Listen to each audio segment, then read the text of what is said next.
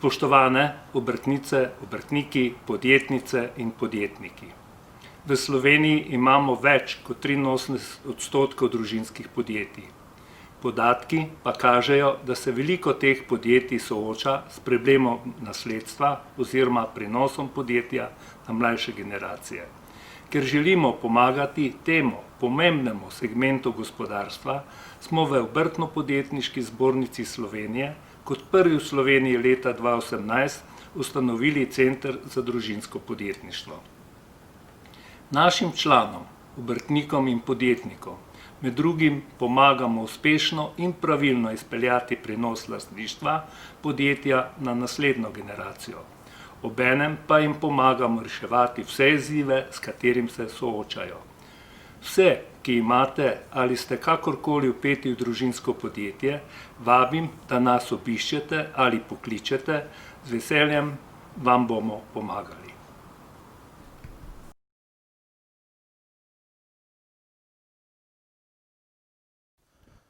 Pozdravljeni, moje ime je Uroš Kaus in sem ustanovitelj Inštituta za družinska podjetja z imenom Most, kar simbolizira trden prehod med dvema generacijama. Danes bom razložil 3 najpogostejše in najdražje napake pri prenosu družinske dejavnosti na naslednike. Podjetniki, starši, o prenosu začnejo zares razmišljati šele tik pred upokojitvijo, nekateri so celo že kar konkretno upokojeni, ko se začnemo o tem zares pogovarjati. Resnega pogovora o motivaciji in njihovih željah s prevzemniki sploh ne opravijo. Res, da se nekaj pogovarjamo, ampak to je daleč od tega, da je bil to resen in poglobljen pogovor. In marsikateri starš razmišlja zgolj o formalnem prenosu in na ta način ostane neke vrste motilec v podjetju.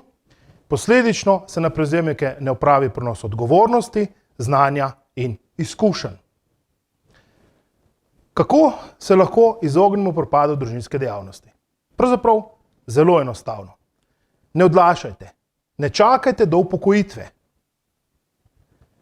Najmanj 3 leta pred upokojitvijo se je potrebno začeti resno pogovarjati o prenosu odgovornosti, znanja, izkušenj, kdo bo tisti, ki bo prevzel vodenje podjetja, kdo želi biti lastnik, kdo ne želi biti v podjetju, kaj pripada tistim, ki v podjetju ne bodo sodelovali in na kakšen način bomo izplačali starše.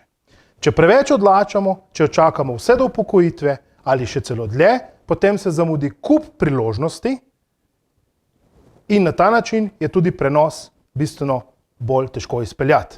Dejstvo je, da prenos družinske dejavnosti na naslednike po statistiki preživi zgolj 1/3 družinskih podjetij.